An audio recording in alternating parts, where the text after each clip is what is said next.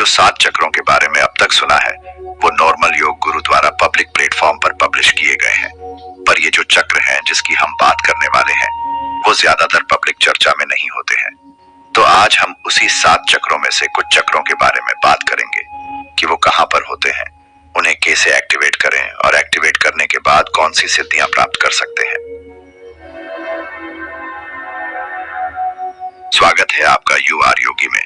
आपने मूलाधार चक्र से सहस्रार चक्र के बारे में तो सुना ही होगा, पर मूलाधार के नीचे एक और चक्र है और सहस्रार के ऊपर भी और 6 चक्र होते हैं।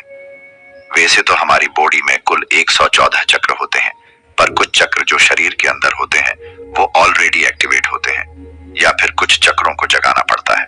पर ये जो 7 चक्र हैं उनमें से 6 चक्र शरीर के बाहर ही होते हैं और एक चक्र शरीर के पांव के नीचे वाले भाग में होता है। पांव के नीचे बीच वाली जगह सेंसिटिव होती है। वो सेंसिटिव जगह के सेंटर वाले भाग में एक चक्र होता है जिसे अर्थ स्टार चक्र बोलते हैं। वैसे तो दोनों पैर में ये चक्र होते हैं, पर पुरुष में लेफ्ट वाले पांव में और स्त्री में राइट वाले पांव में ज्यादातर एक्टिवेट होता है। सहस्रार के ऊपर वाले चक्र हैं सोल स्टार चक्र, स्टिलर गेटवे चक्र, डिवाइन गेटवे चक्र, यूनिवर्सल गेटवे चक्र, कॉस्मिक गेटवे चक्र और छठवां है ट्रांसीडेंट चक्र। आज हम 2 चक्रों के बारे में बात करने वाले हैं, अर्थ स्टार चक्र और सोल स्टार चक्र। सबसे पहले बात करते हैं अर्थ स्टार चक्र के बारे में। यह पूरा ब्रह्मांड पंचभूत तत्व से बना हुआ है और पंचभूत तत्व अलग अलग ऊर्जा से बने हुए हैं। ये अलग अलग ऊर्जाएं हमारे आसपास ही होती हैं, पर हम उसे अनुभव नहीं कर पाते हैं। इस चक्र का बस यही काम होता है कि धरती की ऊर्जा को हमारे शरीर में चक्र के माध्यम से दाखिल करना। आपने कभी अनुभव किया होगा कि अगर हम खुले पांव गार्डन में या समुद्र के किनारे चलें तो एक अलग सी ऊर्जा का हमें फ्रेश अनुभव होता है और धीरे धीरे हमें नेचर की सुगंध और थोड़े समय के बाद थोड़ा सा टेस्ट भी महसूस होता है। धरती की ऊर्जा पांव के चक्र अर्थ स्टार से एंटर होती है और धीरे धीरे ऊपर की ओर उठती है। ऊर्जा जैसे मूलाधार चक्र में प्रवेश करती है वैसे ही हमें सुगंध का अनुभव होता है और ऊपर उठने पर हमें फुलफिलमेंट का अनुभव होता है, क्योंकि ऊर्जा मणिपुर और स्वाधिष्ठान चक्रों में केंद्रित होती है। अगर हम और ज्यादा नेचर से कनेक्ट रहें तो हार्ट के पास एक ठंडक सी महसूस होती है। ये धरती की ऊर्जा अगर और ऊपर उठे तो एक शांति का अनुभव होगा और हम ज्यादा क्लियर देख सकेंगे। तब समझें कि विशुद्धि और अज्ञा चक्र में ऊर्जा का प्रवेश हुआ है। अर्थ स्टार चक्र से धरती की ऊर्जा हमारे शरीर में अनुभव की जा सकती है और इसको जागृत करने के और भी कई फायदे हैं, जैसे कि वातावरण की भविष्यवाणी करना, धरती के अंदर के तत्वों को अनुभव करना, आपके शरीर को निरोगी बनाना, कुदरत के प्रति जागृत होना और धरती के ओरा के साथ कनेक्ट होना। आपने शायद देखा होगा हिंदू धर्म में कि जब भगवान शिव जागृत अवस्था में होते हैं तब उनका एक पैर धरती के साथ कनेक्ट होता है।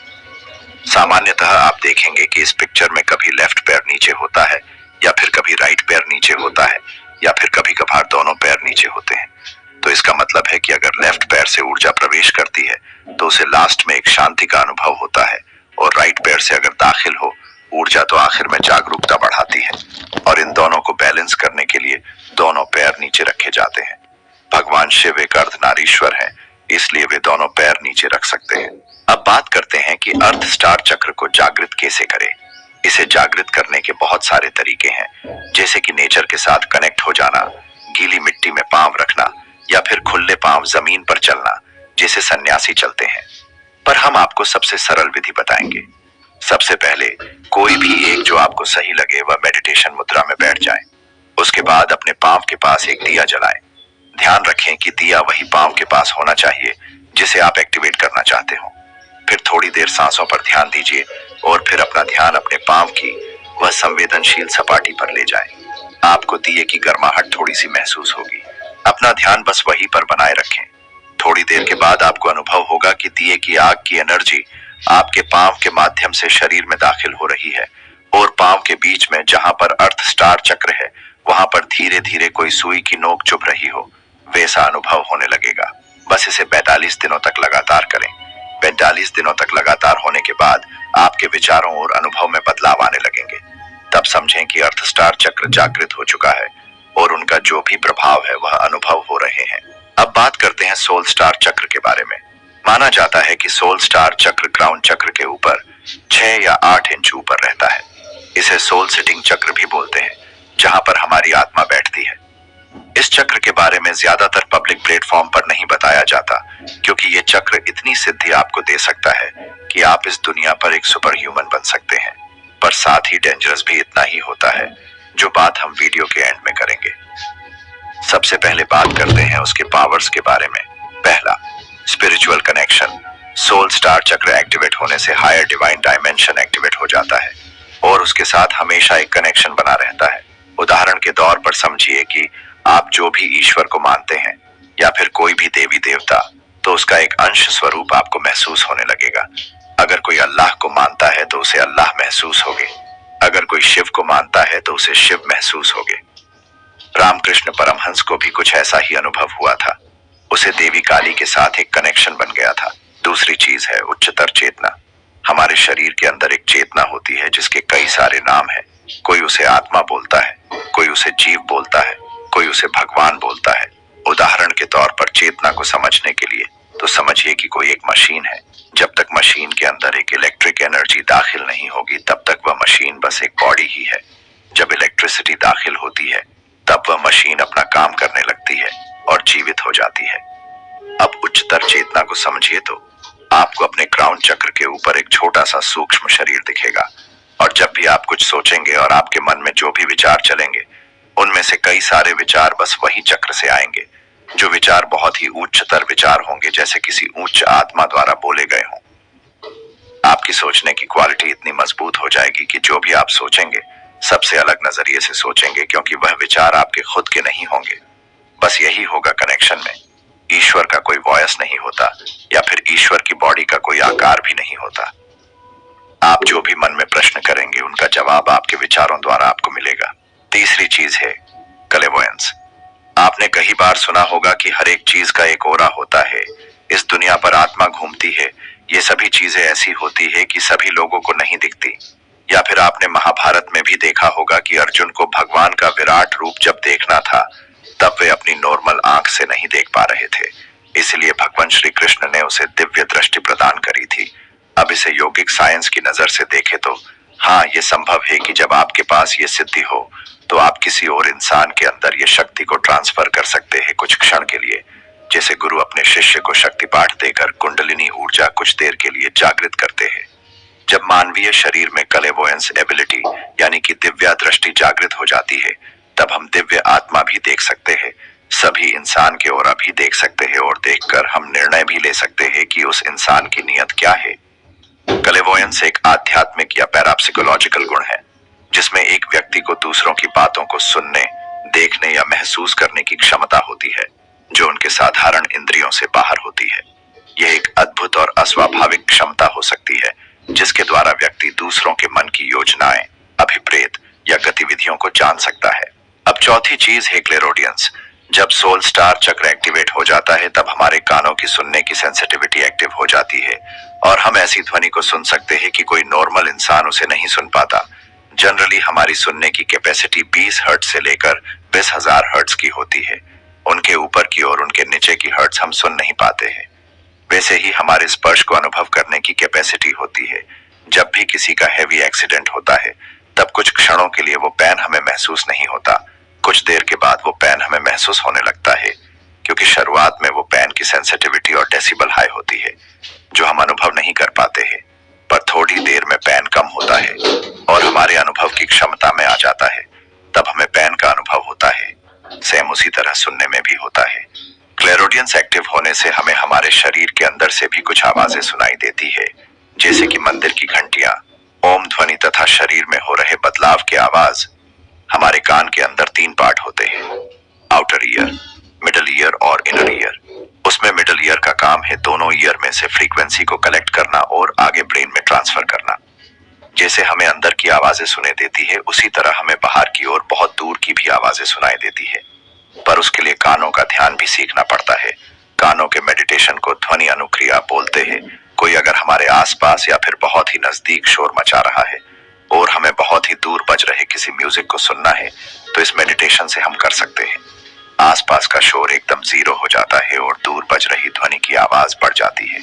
अंग्रेजी में एक बुक है द सीक्रेट टू हेल। इस बुक में राइटर ने बताया है कि एक उसे कुछ एक्सीडेंट की वजह से ब्रह्मांड की आवाजें सुनाई दे रही थी, जैसे कभी दो ग्रहों या फिर कुछ उल्का के बीच में टकराने की आवाज या फिर सूर्य में हो रहे फेरफार।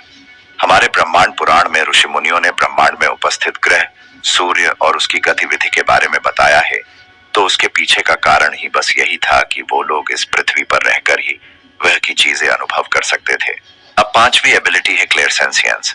ये एक ऐसी सिद्धि है जिसकी मदद से हम किसी भी चीज को उच्चतर माध्यम से अनुभव कर सकते हैं, सूंघ सकते हैं और हमारी इंद्रिय का अनुभव बहुत ही उम्दा प्रमाण में बढ़ा सकते हैं। अगर कोई चीज गर्म है, जैसे कि गर्म लोहा, और हमारा शरीर ठंडा है, अगर हम उस लोहे पर हाथ या फिर पांव भी रखें तो उसकी ऊष्मा को हमारे शरीर में ऐसे ऑब्जर्व कर सकते हैं, जैसे कि हीट एक्सचेंज मेथड। अगर हम हिमालय की ठंडी में हो, तापमान 0 से नीचे हो और सूर्य के सामने हाथ करें और सूर्य की ऊर्जा ऑब्जर्व करें तो हमारे शरीर में उच्चतर प्रमाण की गर्मी पैदा हो सकती है, जैसे बर्फीले तापमान में शरीर में पसीना बन जाए। शायद ये एक कारण हो सकता है कि हिमालय में योगी बिना कपड़ों के भी रह सकते हैं। The autobiography of Yogi book में बताया है कि कोलकाता के एक गुरु होते हैं जो अपने हाथ से या फिर शरीर के कोई भी भाग से एक सुगंध बना सकते थे। इसके पीछे का विज्ञान बस यही है कि जैसे हम किसी भी चीज से ऊर्जा ऑब्जर्व करके उसे एकत्रित करके शरीर के कोई भी भाग में जमा कर सकते हैं और उसे महसूस कर सकते हैं, वैसे ही किसी भी सुगंध को कल्पना करके या फिर भौतिक दुनिया से सुगंध को सूंघकर अपने शरीर के कोई भी भाग पर एकत्रित कर सकते हैं। दूसरी चीज है ऊर्जा और वाइब्रेशन। अगर ऊर्जा अनुभव की बात करें तो ऑटोबायोग्राफी ऑफ योगी बुक में एक किस्सा बताया जाता है कि जब परमहंस योगानंद अपने शिष्य को ढूंढते हैं, तब वो अपने शिष्य की ऊर्जा को अनुभव करते हैं और उसी दिशा में आगे बढ़ते हैं। अगर आप भी ऐसी ऊर्जा को अनुभव करना चाहते हैं तो मैं एक मेथड आपको सिखाता हूँ, वो करके आप ऊर्जा का अंश भर अनुभव कर पाएंगे। जहां पर भी आप हो, खड़े हो जाए, अपने मन को एकदम शांत कर दीजिए, डीप ब्रीथ लेकर आंखें खुली रखें और अपने पूरे ब्रेन पर फोकस करें। ध्यान रखें कोई भी छोटा सा अनुभव छूटना नहीं चाहिए। अपने विचारों को बंद कर दीजिए और पूरा ध्यान ब्रेन पर रखें। अब बहुत ही धीरे धीरे गोल गोल घूमे और बहुत ही ध्यान पूर्वक महसूस कीजिए आपको एक दिशा में से कुछ ऊर्जा महसूस होगी। जो दिशा में ऊर्जा महसूस होती है उस दिशा में रुक जाए और बहुत ही ध्यान पूर्वक शांत होकर उस ऊर्जा को महसूस कीजिए। वो ऊर्जा किसी भी प्रकार की हो सकती है, शायद किसी मूर्ति से या फिर किसी पदार्थ से निकल रही हो। अगर उस ऊर्जा की दिशा में आगे बढ़ेंगे तो अंत में उसका एक सोर्स मिलेगा, जैसे कोई मूर्ति या फिर पदार्थ, और इस मूर्ति के सामने आंख बंद करके ध्यान करने से आपको एक वाइब्रेशन महसूस हो सकती है। अक्सर आपने देखा होगा कि जो बड़े बड़े मंदिर होते हैं वह पर ऐसी ऊर्जा और वाइब्रेशन अक्सर महसूस होते हैं और कभी कभार ऐसे वाइब्रेशन हमें गूज़बम्प्स भी दे जाते हैं। पुराने समय में राजा महाराजा शास्त्र की मदद से एक ऐसा मंदिर का निर्माण करते थे कि वहां से हमेशा एक ऊर्जा का प्रवाह निकलता रहे। अगर आप कैलाश गए हो कभी तो ये बात आप काफी अच्छी तरीके से महसूस कर पाएंगे। अब छठवीं एबिलिटी है टेलीपैथी। माना जाता है कि भगवान शिव ने जब सप्तर्षि को ज्ञान दिया था तब बिना बोले मौन रहकर दिया था। आज के जमाने में अगर हम सोचेंगे तो लगेगा कि ये कैसे संभव हो सकता है, पर यह संभव है। उसके लिए आपका उम्दा प्रमाण का योगी होना जरूरी है। जब भगवान शिव इस धरती पर आए तब वो ध्यान में बैठे। नगर में से काफी लोगों की भीड़ जमा हुई। सब लोगों को लगा कि ये योगी कुछ चमत्कार करेंगे, पर शिव ने ऐसा कुछ भी नहीं किया। बस वो स्थिर बैठे रहे। धीरे धीरे लोग वहां से उठकर चलने लगे। काफी दिन हो गए। जो हजारों की भीड़ लगी थी उनमें से कुछ गिने चुने लोग ही बचे और कुछ महीने गुजरने के बाद वह पर 7 लोग ही बचे जो शिव के सामने बैठे हुए थे। वो भी मौन थे और शिव भी मौन थे। फिर भी कहा जाता है कि शिव ने सप्तर्षि को महायोगी बनने की शिक्षा दी थी। अब एक बात समझिए कि हमारे हिंदू धर्म में जो भी कथा बताई गई है वो कोई कथा मनोरंजन हेतु के लिए नहीं बनाई गई। अगर हर एक कथा को यौगिक पर्सपेक्टिव से देखे तो हर एक कथा हमें कुछ न कुछ लॉजिक बताती है। उदाहरण के तौर पर समझे कि रामायण में हनुमान जी ने अपने शरीर को सूक्ष्म बनाया था, तो ये कथा को अगर हम यौगिक पर्सपेक्टिव से देखें तो आपने सुना होगा कि हमारे शरीर चेतना के 7 स्तर होते हैं। उनमें से एक होता है सूक्ष्म शरीर।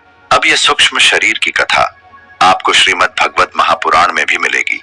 जब भगवान कृष्ण और बलराम सांदीपनी ऋषि के साथ योग अभ्यास कर रहे थे तब सांदीपनी ऋषि अपने शरीर से सूक्ष्म शरीर बाहर निकालकर इस जगत और इस ब्रह्मांड की यात्रा करवाते हैं। तो रामायण की कथा के अनुसार यह संभव है कि हनुमान जी ने अपना सूक्ष्म शरीर बाहर निकालकर यात्रा करी हो। इस जगत में विज्ञान लॉजिक को मानता है, पर कुछ लॉजिक इतने एडवांस लेवल के होते हैं कि वो मॉडर्न साइंस साबित नहीं कर सकता और उसके लिए योगिक साइंस की मदद अनिवार्य है।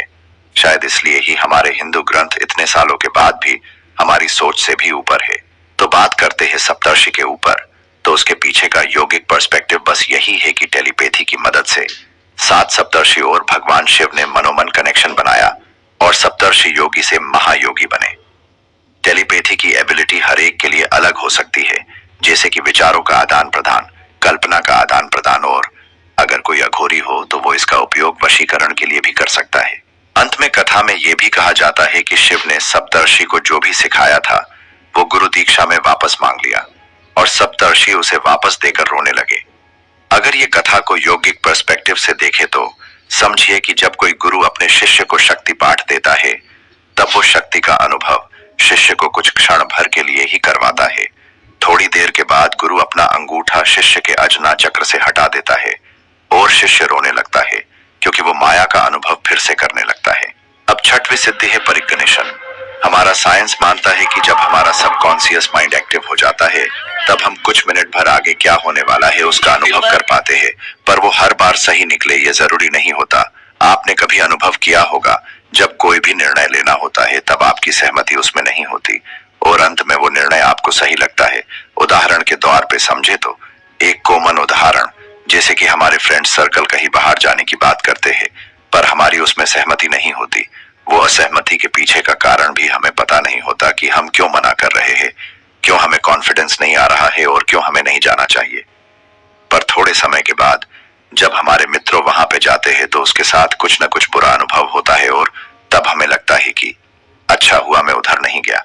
भगवान बुद्ध ने कहा था कि कोई भी इंसान जाने में या फिर अनजाने में अपनी पूरी जिंदगी में एक बार तो सभी चक्र का इस्तेमाल कर ही लेता है, पर जो योगी होते हैं वो अपने हिसाब से चक्र का इस्तेमाल करते हैं। हिंदू धर्म में एक पुराण है, भविष्य पुराण। इस पुराण में अभी रिसेंटली जो हो रहे इवेंट्स उसके बारे में मेंशन किया गया है, जैसे कोविड, विश्व युद्ध और कौन सा देश कब सत्ता पर होगा।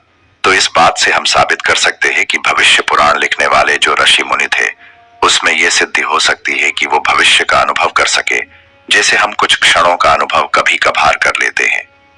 शास्त्र में एक श्लोक है, आत्मनम देहस्य विश्वासयेत। इसका मतलब है कि अपनी चेतना पर विश्वास करो, चेतना तुम्हें हमेशा आनंद ही देगी, क्योंकि मानवीय चेतना ईश्वर का रूप है और ईश्वर कभी भी दुख नहीं देता। ये चेतना ही है जो हमारे साथ कम्युनिकेट करती है और हमारे विचारों के माध्यम से हमें रास्ता दिखाती है। अभी के जमाने में एक ट्रेंड चल रहा है, नेवर गिव अप। अगर तुम्हारी मनुष्य चेतना बोल रही है इस काम को मत करो, तो फिर मत करो उस काम को, सम्मान करो इस चेतना का, क्योंकि मनुष्य में मनुष्य चेतना से बड़ी कोई ताकत नहीं होती। अगर तुम चेतना का नहीं सुनोगे और नेवर गिव अप वाली थियरी को लेकर मानवीय चेतना को अजड बना दोगे तो फिर हमेशा तुम्हें उल्टे ही रिजल्ट मिलेंगे। परिगणिशन एबिलिटी बस यही है, जब तुम उसकी सुनने लगते हो तब वो ज्यादा प्रभावशाली हो जाती है और तुम्हें हर पल निर्णय लेने में मदद रूप होती है। और इसे जागृत करने के 2 रास्ते हैं, एक है सोल स्टार चक्र पर मेडिटेशन और दूसरा है आत्मनम देहस्य विश्वासियत, यानी कि अपनी चेतना का सम्मान करो, झुक जाओ उसके सामने, क्योंकि इस दुनिया में ह्यूमन कॉन्शियसनेस से बड़ी कोई ताकत नहीं होती। अब 7वीं एबिलिटी है मीडियमशिप। युवल नोह हरारी की एक बुक है सेपियंस। इस बुक में बताया गया है कि जो शुरुआती साधारण मनुष्य थे या फिर जो आदि मानव थे, उसे पता नहीं था कि सोचा कैसे जाता है और सोचते समय कहां पर ध्यान लगाया जाता है। तो वो लोग सोचने के समय स्वाधिष्ठान चक्र पर ध्यान करते थे, जो चक्र जनेंद्रिय के ऊपर होता है। और स्वाभाविक सी बात है कि वो लोगों का उस समय काम ही वही था कि जनसंख्या में बढ़ावा करे और कुछ सेल्फ डेवलपमेंट या फिर सिटी डेवलपमेंट के बारे में ना सोचे। अब स्वाधिष्ठान चक्र का काम ही यही है कि हमारे विचारों को बैलेंस करे। अगर हम किसी प्रिय पात्र के साथ लॉन्ग ड्राइव पर जा रहे हैं तो मन से हम काफी ज्यादा प्रसन्न होंगे। उस समय बस ऐसा लगेगा कि सब कुछ अच्छा है और सब अच्छा हो रहा है। अगर उसी समय अगर कोई सामने आ जाता है और एक्सीडेंट होने से बच जाता है, तभी उसी समय पेट में नाभि के नीचे कुछ गड़बड़ी सी होगी, जैसे रोलर कोस्टर में होती है, और हम पॉजिटिव सोचना बंद कर देते हैं थोड़ी देर के लिए। बस स्वाधिष्ठान चक्र का काम ही वही है कि वो हमारे विचारों को बैलेंस करता है। अगर आप बहुत ही ज्यादा पॉजिटिव सोचने लगते हो तो वो चक्र कुछ नेगेटिव विचारों को आपके मस्तिष्क में दाखिल करेगा, जिसकी वजह से आप बैलेंसिंग अनुभव करेंगे और दोनों बाजू से विचार करने पर मजबूर हो जाएंगे। अब जो बुक में मेंशन किए गए आदिमानव थे, उसे पता नहीं होता था कि विचार करने समय अजना चक्र पर ध्यान दिया जाता है। वो लोग ज्यादातर स्वादिष्ठान चक्र पर ध्यान करके सोचते थे और हमेशा नेगेटिव रिजल्ट्स ही पाते थे। अगर इसका प्रमाण देखें तो एंशिएंट सिविलाइजेशन ने कुछ ऐसी मूर्तियों का निर्माण किया हुआ है जो देखने में काफी नकारात्मक और डरावनी दिखाई देती है। बस उसके पीछे का कारण ही यही है कि मूर्ति बनाने वाले स्वादिष्ठान चक्र से सोचते थे और अपनी नकारात्मकता मूर्ति के माध्यम से दिखाते थे, जिसे अभी कुछ लोग उसे राक्षस, दानव और असुर बोलते हैं। अब देखिए, हर एक चक्र के अलग अलग गुण होते हैं। अगर हम अजना पर ध्यान करें और सोचे तो हमें अतिशय लॉजिकल विचार आएंगे। अगर हम गले पर ध्यान करें यानी कि विशुद्ध चक्र, तो हमें शांति वाले ही विचार आएंगे। अगर हम सेक्स के विचार करते हैं तब हमारा ध्यान चला जाएगा मूलाधार पे। वैसे ही 114 चक्र होते हैं और मनुष्य विचारों की श्रेणी भी 114 ही होती है। कोई मनुष्य इस 114 श्रेणी से बाहर की कोई भी श्रेणी के बारे में सोच ही नहीं सकता। मीडियमशिप एबिलिटी बस यही है। अगर आपका ध्यान 16 स्टार चक्र या फिर उनके आसपास की पंखुड़ियों पर होगा और तब आप सोचेंगे तो अनुभव करेंगे कि आप किसी और चेतना से बात कर पा रहे हैं। बात करते समय अनुभव करेंगे कि मन के अंदर की आवाज और सामने से आ रहे जवाब की आवाज आपकी ही होगी।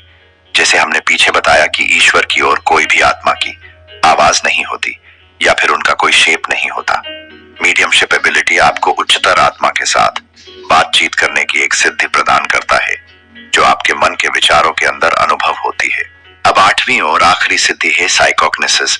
अगर आपने 2018 में नेटफ्लिक्स पर आई कोरियन मूवी साइकोग्निसिस देखी है तो आप इसको थोड़ा अच्छे से समझ पाएंगे।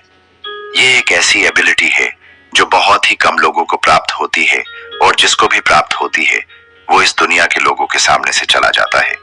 जैसे कि 7 चिरंजीवी। 1939 में रशिया ने एक किर्लियन फोटोग्राफी तकनीक का इन्वेंशन किया जिसमें यह साबित होता था कि इस ब्रह्मांड पर हर एक पदार्थ का एक ऑरा है जो उसके आसपास के हर एक पदार्थ पर प्रभावित होता है। आपने एक बात अनुभव की होगी कि अगर आप कोई काम कर रहे हो और अगर कोई प्रभावशाली बड़ा व्यक्ति आपके पास आकर खड़ा भी हो जाए, कुछ बोले भी नहीं तो भी आपके काम करने की गतिविधि में कुछ बदलाव आएगा, आपके ऊपर उनका प्रभाव पड़ेगा। बस इसके पीछे का तर्क ही यही है कि उनका ऑरा यानी कि प्रभाव वो आपके ऑरा के ऊपर लागू होता है।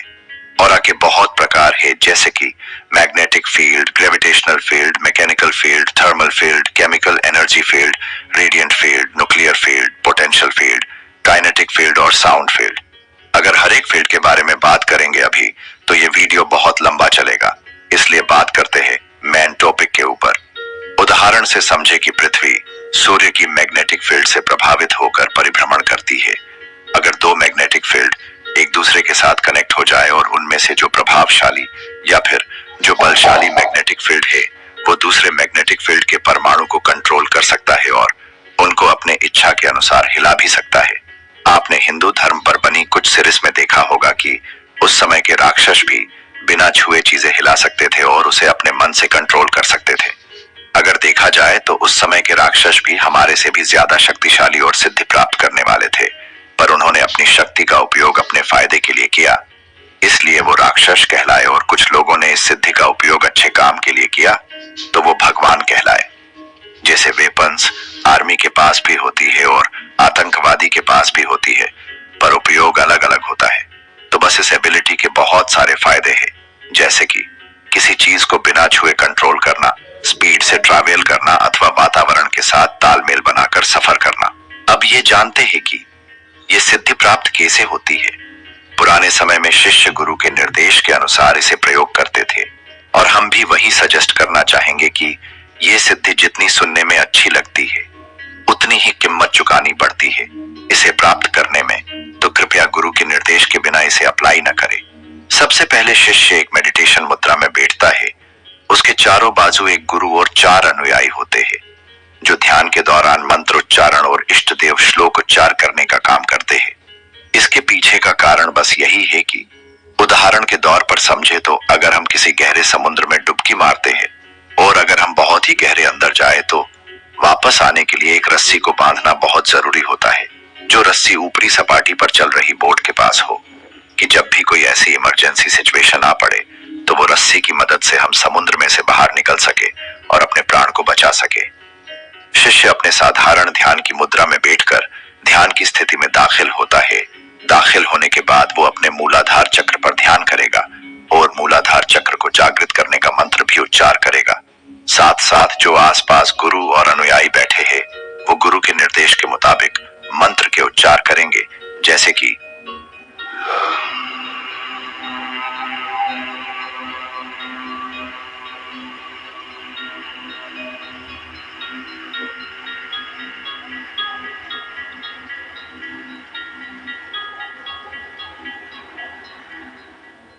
अब मूलाधार में इतनी सांस भरी जाती है कि पूरी बॉडी ऊपर से नीचे तक वाइब्रेट होने लगती है और मूलाधार में से ऊर्जा फटकर बाहर आ जाती है। इसे कुछ उदाहरण से समझे तो समझे कि कोई गुब्बारा है, उस गुब्बारे के अंदर हवा भरी हुई है। अगर उसमें से हवा बाहर निकालनी हो तो दो रास्ते हैं। एक तो उसे कोई नुकीली चीज लगाकर फोड़ दो, या फिर उसमें और ज्यादा हवा भरो, इतनी हवा भरो कि गुब्बारा फट जाए और अंदर की सब हवा को बाहर फेंक दे।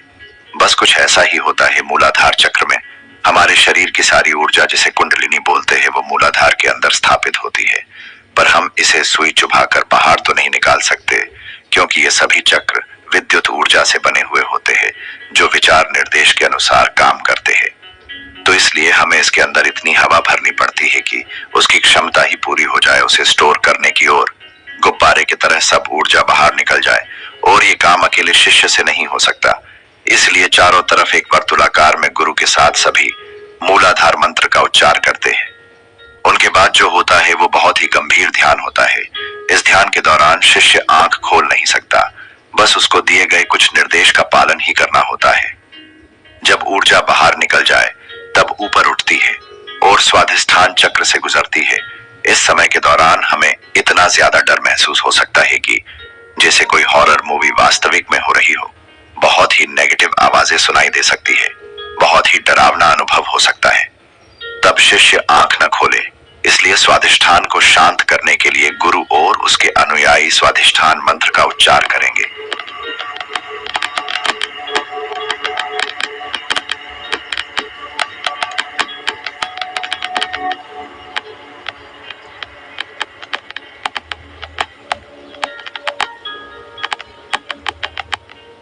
पतंजलि योग सूत्र के अनुसार अगर स्वाधिष्ठान की ऊर्जा को नियंत्रित करना है तो उस ऊर्जा को स्वीकार करे और दिल में एक प्यार ज्योति जगाए और उसे प्यार से देखे।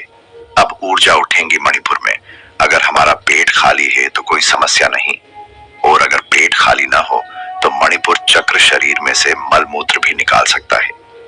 जब ऊर्जा ऊपर आएगी तब अनाहत चक्र में स्थित होगी। अगर आपको अनाहत चक्र का एकदम सही स्थान जानना है तो गूगल कीजिए कि थाइमस ग्लैंड लोकेशन। ऊर्जा अनाहत में स्थित होगी और उस समय ऐसा अनुभव होगा कि जैसे हमारी छाती शक्ति से फूल गई हो, और किसी को ऐसा भी अनुभव हो सकता है कि छाती फट के ऊर्जा बाहर निकल जाए, जैसे रामायण में हनुमान जी ने कैसे अपनी छाती चीरकर भगवान दिखाए थे। बस उसके पीछे का यौगिक पर्सपेक्टिव यही है कि अंदर की ऊर्जा, जिसे आप कोई भी नाम दे सकते हैं, कोई राम कहता है, कोई शिव कहता है, या फिर कोई उसको अल्लाह कहता है, अगर इस ऊर्जा को भी नियंत्रण करा जाए तो ये ऊर्जा आगे जाएगी विशुद्धि चक्र में। इसमें भी प्रक्रिया वही होती है कि सांस भरो, मंत्रोच्चार और बाहरी मंत्रोच्चार का अपने शरीर पर प्रभाव पड़ने दो, क्योंकि हमारा पूरा शरीर भी कान की तरह सुनता है। श्वास देकर चक्र को शांत किया जाता है और उसे वाइब्रेट किया जाता है। वाइब्रेशन के दौरान कुछ चीजें महसूस हो सकती है, जैसे कि मुंह में से वीर्य बाहर आ जाना और पूरा मस्तिष्क वाइब्रेट होना। अपना श्वास अंदर लेते समय सो और बाहर निकलते समय हम उच्चार करना है। ये सभी यौगिक प्रक्रिया हमने खुद प्रयोग की हुई है और शास्त्र से भी कुछ जानकारी प्रमाण के स्वरूप में ली गई है। आगे गुरु मंत्र को सुनते जाना है और अंत में इतनी शांति का अनुभव हो सकता है कि आपने पूरे जीवन में कभी भी महसूस ही न की हो। हिंदू धर्म में भगवान शिव की एक प्रतिमा है, उसे नीलकंठ महादेव बोलते हैं। इसके पीछे का यौगिक साइंस वही है जो नीला रंग वह पर दिखाया जाता है। वो बहुत ही ठंडा और बहुत उम्दा प्रमाण की शांति का प्रतीक है। अब यहाँ पर शिष्य के पास दो विकल्प होते हैं। अगर वो डर गया है तो ध्यान से बाहर भी आ सकता है, या फिर आंखें बंद करके आगे भी जा सकता है। क्योंकि हर कोई इस अनुभव को झेल नहीं पाता है, इसलिए ही ये प्रक्रिया पब्लिक प्लेटफॉर्म पर नहीं मिलती। पब्लिक प्लेटफॉर्म पर ज्यादातर व्यापार की दृष्टि से ही सब सिखाया जाता है। कुछ ही गिने चुने स्मृति शास्त्र है, जैसे कि हठ योग प्रतिपिका, जो समाधि से भी ऊपर के चक्र के बारे में बोलते हैं, पर उसमें भी इतना डिटेल्स में नहीं बताया जाता। अब आगे शिष्य अगर आगे जाए तो एक शांति के अनुभव के बाद ऊर्जा स्थापित होगी अजना चक्र में। जैसे आगे हमने बताया कि कान के 3 भाग होते हैं, बाह्य, आंतरिक और मध्य, उसी तरह अजना चक्र के भी 3 भाग हैं, जो भगवत गीता में भगवान कृष्ण ने अर्जुन को बताया था कि तो मामेव कौन्तेय योगम विन्यनाति होचजन ये प्रयाति त्यजन देहम स याति परमां गतिम। अर्थात अगर बाहर की दुनिया के बारे में समझना है तो अपने नाक की टोच पर ध्यान दो, अगर आंतरिक दुनिया के बारे में समझना है तो आंखों के बीच में अंदर वाले भाग में ध्यान दो। स्वामी विवेकानंद ने अपनी पूरी जिंदगी नाक के टोच वाले हिस्से में ही ध्यान दिया और वो उसके आगे कभी नहीं बढ़ पाए। एटलीस्ट स्वामी विवेकानंद समाधि को भी प्राप्त नहीं हुए थे। समाधि के आगे की महासमाधि और दूसरे अनुभवों की तो बात ही बहुत दूर है। भगवान श्री कृष्णा एक गुरु है और गुरु हमेशा रास्ता दिखाता है, चलना हमको ही पड़ता है। जैसे हम आंतरिक अजना चक्र पर ध्यान करते हैं, धीरे धीरे हमारा ध्यान चला जाता है हमारे पिनाइल ग्लैंड के ऊपर। उस समय आप अपनी ऊर्जा को देख सकेंगे। ऊर्जा इस प्रकार से दिखाई देंगी कि एक बहुत ही शक्तिशाली बालक कि जिसके पास बहुत सारी शक्ति आ गई है और सब कुछ तबाह करने के लिए तैयार है, या फिर बहुत ही अशांत है, जैसे हनुमान जी अपने बचपन में थे। फिर शिष्य इस ऊर्जा को डीप ब्रीथिंग से शांत करेगा और श्वास बाहर निकालते समय इस मंत्र का मन से उच्चार करेगा।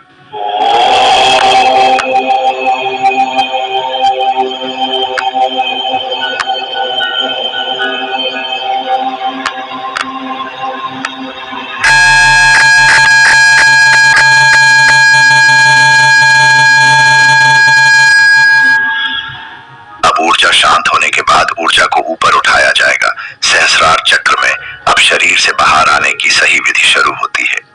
इस चक्र पर हमें समाधि का महसूस होगा, जैसे कि परम शांति। जैसे विशुद्धि चक्र पर कैसे शांति का अनुभव हुआ था, वैसे ही इधर परम शांति का अनुभव हो सकता है। कुछ अनुभव है जैसे कि श्वास बंद हो जाना, बाहर की आवाज बहुत ही न्यूनतम हो जाना, एक ब्राइट लाइट का दिखाई पड़ना और सभी विचारों का बंद हो जाना। इस समय गुरु और अनुयायी का असली काम शुरू होता है कि अगर कुछ भी गलत आपको लगे तो उस आवाज को सुनकर और उसे रस्सी की तरह पकड़कर बाहर आ सकते हैं। अब जो हमारी कुंडलिनी है वो सांप की तरह ऊपर उठेगी और उस चक्र पर स्पर्श करेगी जहां पर हमारा ध्यान है। उस समय ऐसा अनुभव होगा कि लेफ्ट वाला जो ब्रेन है वो नीले रंग का और राइट वाला जो ब्रेन है वो सफेद रंग का अनुभव होगा, और बाहर की जो आवाज हो रही है वो आपको बहुत ही न्यूनतम सुनाई देंगी। उदाहरण के तौर पर जब आप पानी के अंदर होते हैं और बाहर की आवाज जिसे कम सुनाई देती है, बस उसी तरह इस समय आपकी रीढ़ की हड्डी सीधी हो जाएगी। अगर आप शरीर को उनके फ्लो में आगे बढ़ने देते हैं और अपना कंट्रोल शरीर पर से कुछ समय के लिए हटा देते हैं तो अनुभव होगा कि मूलाधार से सहस्त्र के बीच में सफेद रंग ऊर्जा का एक खंभा खड़ा है, जिसे सनातन धर्म में धर्म स्तंभ कहते हैं, जो बहुत ही ठंडा और बहुत ही शांत होता है। अब इस स्टेज पर भी आपको मौका मिलता है बाहर निकलने का, और वो पूरा हमारे कंट्रोल में ही होता है। अगर हमें और आगे जाना है तो इस ऊर्जा को थोड़ा सा फिजिकल सपोर्ट देकर आगे बढ़ाना पड़ता है। जैसे गुरु शिष्य को अंगूठा रख के शक्ति पाठ देते हैं, उसी तरह शिष्य अपने दोनों अंगूठों को अपने अजना चक्रों पर रखते हैं और हल्का सा दबाते हैं, जिससे ऊर्जा आगे बढ़ सके और सोल स्टार चक्र में स्थापित हो सके। और ये सभी प्रक्रिया अपने आप होती है, हमें बस अपने शरीर को उनके फ्लो में बढ़ने देना है और शरीर को एकदम लूज करके रखना है। जैसे जिम में बॉडी बनाने के लिए सप्लीमेंट्स होते हैं, गाड़ी चलाने के लिए ईंधन होता है और फैशन शो में अच्छा दिखने के लिए मेकअप होता है, वैसे ही आध्यात्मिक दुनिया में आगे बढ़ने के लिए भी कुछ चीजें होती हैं जो पब्लिक प्लेटफॉर्म पर सही नहीं बताई जाती। जैसे डॉक्टर अल्कोहल और टोबाको कंज्यूम करने को मना करते हैं, पर उसे भी पता है कि जरूरत से ज्यादा ना लिया जाए तो ये दवा है, क्योंकि जरूरत से ज्यादा हर कोई चीज जहर है। बाकी समझदार को इशारा ही काफी है। देखिए, परमात्मा ने इस जगत में कोई भी पदार्थ अच्छा या बुरा नहीं बनाया। अच्छा और बुरा हमारा स्वभाव या फिर हमारी नीयत होती है, कोई पदार्थ या फिर चीजें नहीं। अब ऊर्जा जब सोल स्टार चक्र तरफ बढ़ेगी तब एक गोल्डन ब्लैक कलर का गोला आपको कल्पित होगा। अब ध्यान रखने वाली बात यह है कि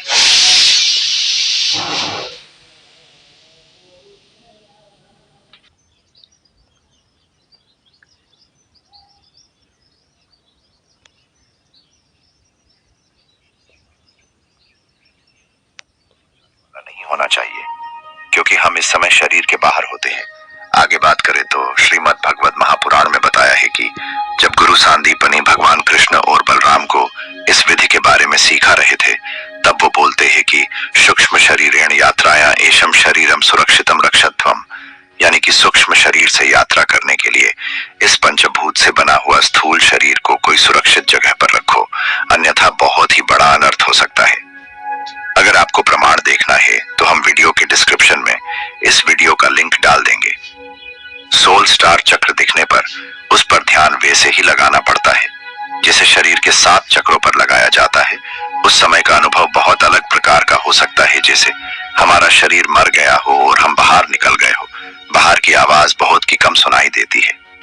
ऐसा समझे कि आप समुद्र की गहरी सपाटी के पास पहुंच गए हैं और ऊपर बाहर की सपाटी बहुत ही कम दिखाई दे रही हो, और सेफ्टी के लिए बस हमारे पास एक रस्सी ही हो। जैसे शिष्य के लिए गुरु का मंत्र जाप। सोल स्टार के ऊपर भी और 5 चक्र होते हैं, जिसके बारे में फिर कभी चर्चा करेंगे, क्योंकि विष्णोरपि न परम विद्यते ब्रह्मणोपि न परम विद्यते अयम यात्रा अनंता अस्ति। अर्थात भगवान विष्णु और ब्रह्मा को भी अंत नहीं मिला था, क्योंकि आध्यात्मिक यात्रा अनंत है। कुछ देर वहां पर रहने के बाद शिष्य बाहरी आवाज पर ध्यान देके धीरे धीरे अपने कानों से आवाज पकड़कर अपने शरीर में वापस प्रवेश कर लेता है और धीरे से आंख खोलकर इस बाहरी दुनिया में आ सकता है। ये अभ्यास के करने के बाद भी कुछ विधि होती है, जैसे कि अपने मूलाधार को स्वस्थ करना और सभी चक्र की सफाई, जिसमें गुरु सिंगिंग बाउल, मंत्र जाप, 6 चक्रीय मेडिटेशन और कुछ आयुर्वेदिक तेल का भी उपयोग कर सकते हैं, अन्यथा मानसिक अस्थिरता अनुभव हो सकती है। ध्यान रखें, सिद्धि एक बार प्रयोग करने से नहीं मिलेगी। बार बार 42 दिनों तक गुरु के निर्देशन के अनुसार निरंतर अभ्यास करने के बाद कुछ सिद्धि हमें महसूस हो सकती है। तो इस वीडियो में हमने सीखा कि अर्थ स्टार चक्र और सोल स्टार चक्र को जागृत कैसे करें और कौन कौन सी सिद्धियां प्राप्त कर सकते हैं।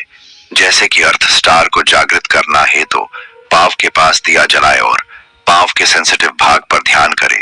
42 दिनों तक अभ्यास करने से कुछ एबिलिटी प्राप्त हो सकती है, जैसे कि इस धरती से कनेक्ट होना, शरीर निरोगी बनाना, वातावरण के बारे में भविष्यवाणी करना जैसी सिद्धियां। सोल स्टार चक्र जागृत करने की विधि बहुत जटिल है और इसे गुरु के निर्देश के बिना नहीं करनी चाहिए। सोल स्टार से कुछ सिद्धियां मिल सकती है, जैसे कि कैरोवाइंस, अर्थात ऐसी चीजें देखना जो विजिबल ना हो, क्लेरियोंडियन